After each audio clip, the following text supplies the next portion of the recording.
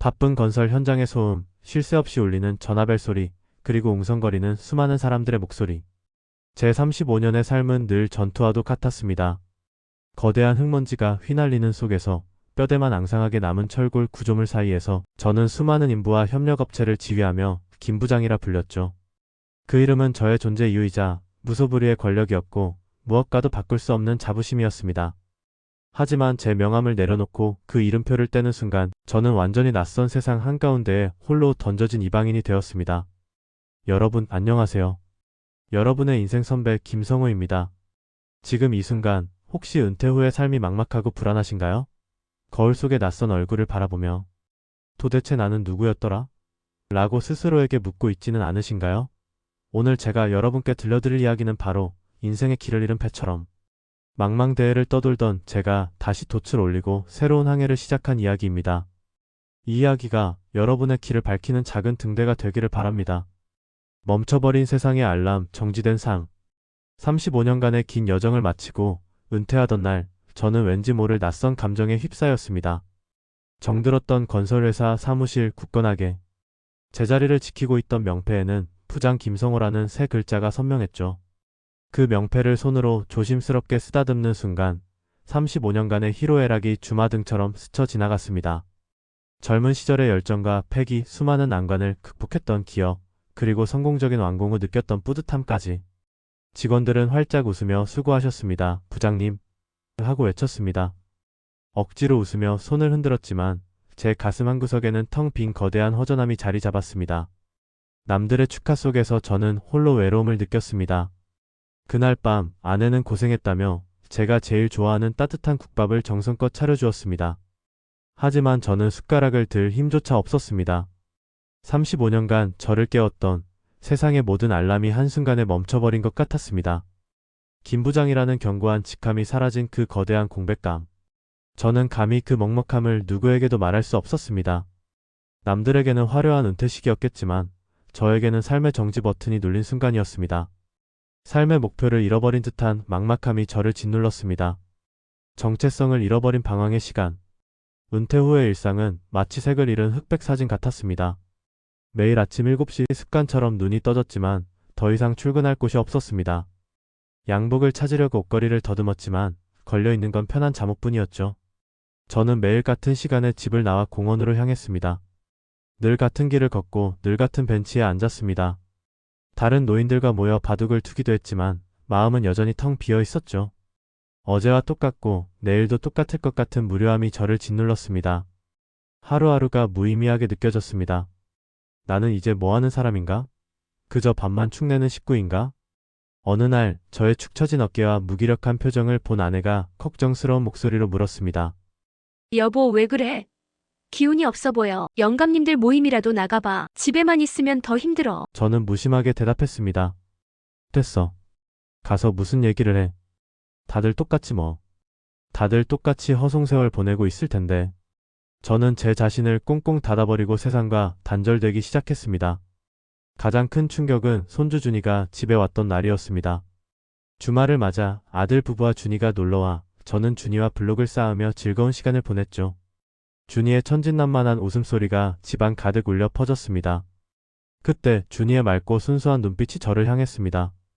할아버지, 근데 할아버지는 왜 맨날 집에만 있어? 할아버지는 회사 안 가? 할아버지는 이제 회사 안 가. 이제 쉬는 거야. 제 대답을 들은 준이는 잠시 고개를 갸웃거리더니 다시 물었습니다.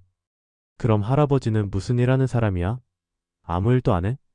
준이의 순수한 질문에 저는 아무 대답도 할 수 없었습니다.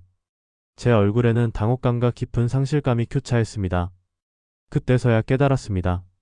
저는 더 이상 저의 정체성을 설명할 수 없는 사회적인 역할이 사라진 사람이 되어버렸다는 것을요. 35년간 저를 규정했던 김 부장이라는 정체성이 사라지자 저는 그저 무기력한 한 노인일 뿐이었습니다. 그날 밤 저는 잠 못 이루며 생각했습니다. 이대로 무너질 수는 없다. 나는 여전히 쓸모있는 사람이다.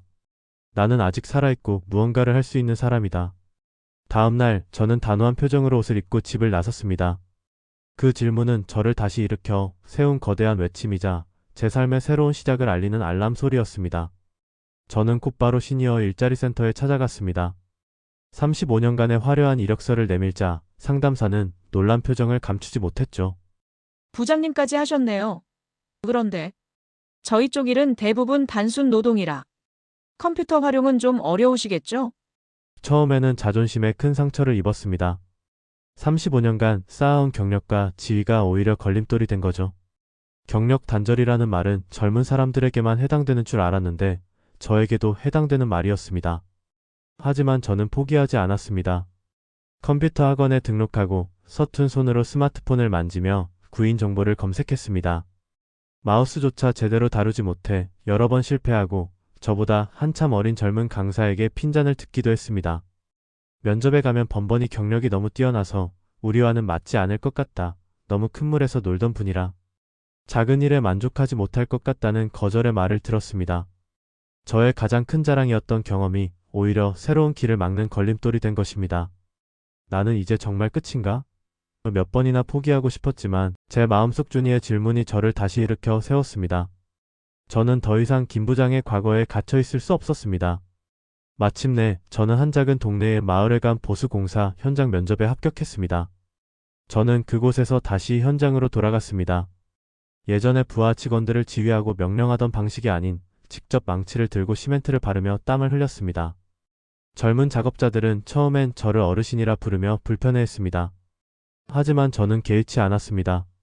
제 35년간의 경험은 몸속에 흐르는 피와 같았습니다.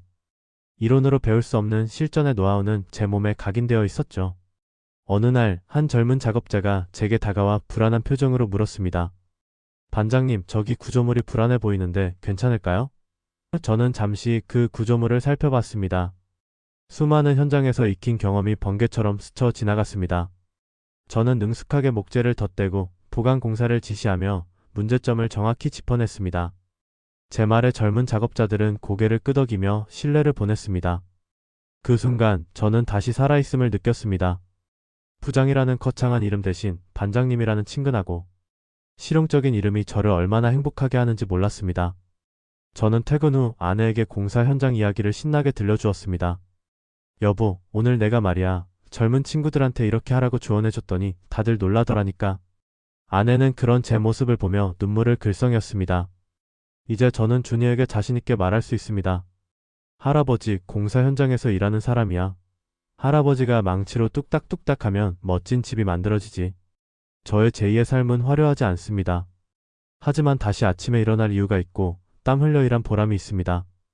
은퇴는 끝이 아니라 또 다른 나를 찾아가는 시작이었습니다. 저는 이제 김 부장이 아닌 저의 진짜 이름 김성호로 불리는 것이 가장 행복합니다. 이 영상을 보시는 여러분께 묻고 싶습니다. 당신은 무슨 일을 하는 사람입니까? 당신의 대답이 아직 희미하고 막막하다면 저처럼 작은 발걸음부터 내딛어 보세요. 당신의 인생 경험은 그 자체로 소중한 자산입니다. 그 작은 발걸음이 당신의 제2의 인생을 시작하게 할 것입니다. 오늘 이야기가 당신의 마음에 작은 울림을 주었다면 구독과 좋아요로 응원해주세요. 이 이야기를 더 많은 분들과 나누고 싶습니다. 감사합니다.